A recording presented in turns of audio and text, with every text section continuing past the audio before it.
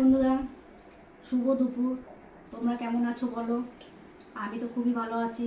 একটাই কারণ ভালো থাকার, এত এত খাবার পেয়ে গেছি আমি দুপুরবেলায়, আর খুব মজা লাগছে।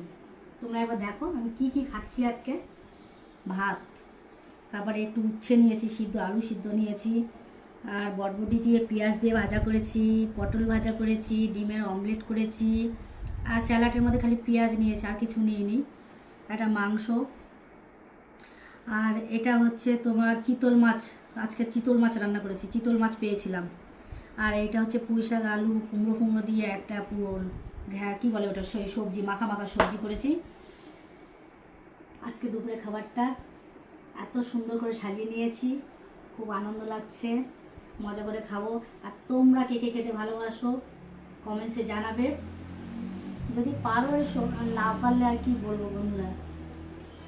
আমি খাচ্ছি, তোমরা দেখো, আর আমার কমেন্টসে একটু ভরপুর করে একটু বলে দিও কোন কোন খাবারগুলো কোন বন্ধুদের প্রিয়, বলবে। হ্যাঁ, আমার সব থেকে এখানের মধ্যে প্রিয় হচ্ছে পটল ভাজা, সব থেকে।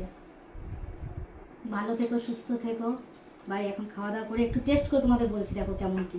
সবগুলো একটু করে খাবো, একটু বলবো তোমাদের। ভাজা তো ভালোই হবে, ভাজাগুলো খাচ্ছি না বুঝলা, মাছটা একটু খেয়ে তোমাদের দেখাচ্ছি।